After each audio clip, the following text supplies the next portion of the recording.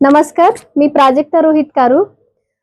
भारतीय जनता पक्षाद्वारे नगराध्यक्षाच्या पदासाठी मी उमेदवारीचा अर्ज भरलेला आहे. या येणाऱ्या नगरपालिका निवडणुकांमध्ये आम्ही उमरेडचा सर्वांगीण विकास हाच एक मुद्दा पहिले प्रकर्षाने आम्ही घेतो आहे. या विकासाअंतर्गत जे विकास कार्य आधी झालेले आहेत त्यांना आम्ही गती देणार आहोत. त्या सोबतच महिलांचं सक्षमीकरण आणि सुरक्षा, आरोग्याचे जे काही प्रश्न उमरेड शहरामध्ये सद्यस्थितीला आहेत त्याचं निवारण करायचं आहे.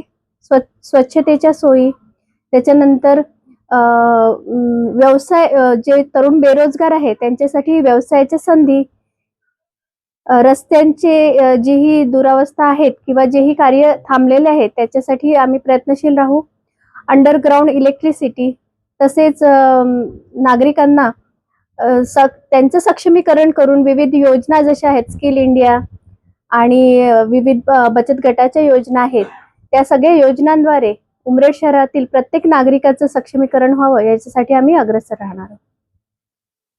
या अगोदरही भाजपाची सत्ता इथे होती, भाजपाचे नगराध्यक्ष इथे होते. आपल्याला काय वाटते, काही कामं रखडलेले आहेत, काही कामं झाले नाहीत, किंवा आपण स्थिती पाहिली तर खूप ठिकाणी रस्त्यांवर खड्डेपासून ओपन नाल्यापर्यंत खूप अव्यवस्था इथे आहे, काय म्हणणार?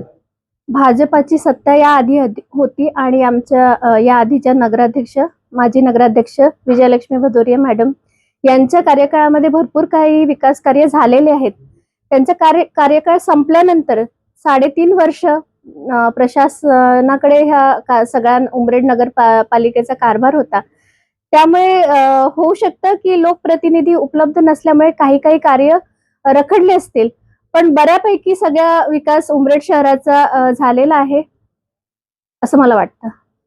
आपण एक महिला आणि महिला स्वयंरोजगारासाठी आपले काय समोर पाऊल राहील?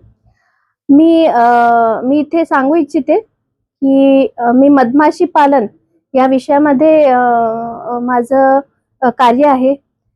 मी खादी ग्राम उद्योग आयोग, कृषी विज्ञान केंद्र आणि MCED या सगळ्या शासकीय संस्थांसोबत याआधीही काम केलेलं आहे आणि महिला बचत गटांसोबत माझं कार्य राहिल्यामुळे मी महिलांच्या समस्या किंवा त्यांच्यासमोर येणारे जे प्रश्न आहेत त्यांना खूप जवळून बघितलेलं आहे आणि या महिला बचत गटांसोबत काम केल्यामुळे त्यांच्या सक्षमीकरणासाठी जे काही प्रयत्न करावे लागतील ते सगळे प्रयत्न माझ्याद्वारे केल्या जातील. मधील ज्या सर्वसामान्य महिला आहेत त्यांना रोजगाराच्या संधी उपलब्ध करून देण्यासाठी मी नेहमीच अग्रेसर राहील.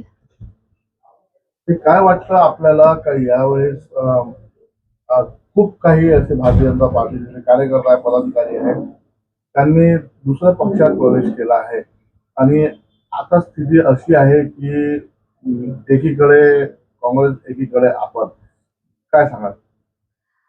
मी तर इथे हेच सांगू इच्छिते की मी भारतीय जनता पक्ष यावर जनतेचा जोही विश्वास आहे. मी उमरेडमध्ये विविध रॅल्यांमध्ये फिरून राहिली आहे किंवा नागरिकांपर्यंत आम्ही घरोघरी जाऊन आम्ही प्रचार करतो आहे, नागरिकांच्या भेटीगाठी घेतोय, त्यांच्या समस्या जाणून घेण्याचा प्रयत्न करतोय. या सगळ्या नागरिकांना भेटल्यावर मला हे ठाम विश्वास आहे की उमरेडची जनता ही आमच्या पाठीशी खंबीरपणे उभी आहे. त्यामुळे मला असं वाटतं की भाजपाने या आधीही म्हणजे केंद्रात आमचं सत्ता आहे, राज्यात आमची सत्ता आहे, जेही विकास कार्य, ज्याही योजना आमच्या सरकारद्वारे घेतल्या गेलेल्या आहे त्यामुळे जनतेचा उत्स्फूर्त प्रतिसाद आम्हाला पुढे पण बघायला मिळेल आणि त्यांची साथ आम्हाला नेहमीच आमच्या पाठीशी राहील. काय सांगाल की विरोधकांनी असं बोललेलं आहे की शेतकऱ्यांचे प्रश्न मार्गी नाही लागणार तोपर्यंत सरकारला सत्तेमध्ये जी सरकार आहे त्यांना वोट द्यायचं नाही, मत द्यायचं नाही, त्यावर आपली काय प्रतिक्रिया आहे? मी तर इथे सांगू इच्छिते की शेतकऱ्यांचे प्रश्न हे सगळ्यात जास्त भारतीय जनता पक्षाद्वारे, सरकारद्वारेच सोडवल्या गेलेले आहे. यापुढेही जे आश्वासन आता रिसेंटली दिले गेले आहे ते आश्वासन भारतीय जनता पक्ष निश्चितच पूर्ण करेल आणि शेतकऱ्यांना सुद्धा आमच्या मार्फत विविध योजना दिल्या गेलेल्या आहेत आणि त्यामुळे शेतकरी बांधव सुद्धा आमच्या पाठीशी उभे आहेत. कशा प्रकारचा आपण एजेंडा घेऊन आता सामोरं जाणार आहात? विकास हाच एक एजेंडा माझ्यासाठी महत्वाचा वाटतो आणि त्याच एजेंडाने आम्ही पुढे जाणार आहोत.